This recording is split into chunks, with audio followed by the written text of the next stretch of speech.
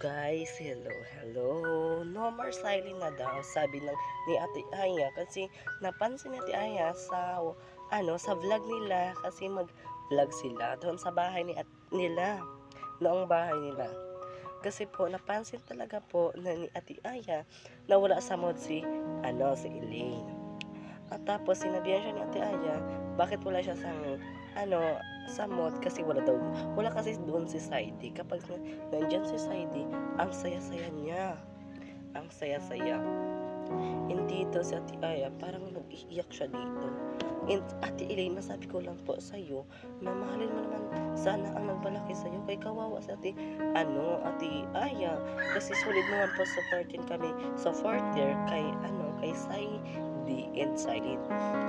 Masasabi ko lang sa iyo, Elaine, mahalin mo si Ate Aya kasi siya ang nagpalaki sa iyo. Kawawa si Ate Aya sa totoo lang. Kasi ikaw ang iniisip na gusto na mag-asawa si Ate Aya, na gusto na Ate Aya mag-asawa. Ikaw pa rin ang iniisip ko, saan ka dyan sa ate mo? Solid na. Ano pang hinihintay nyo guys, pag dyan si Ate Elaine, para ma-realize niya ang pagsasabi ko sa kanya.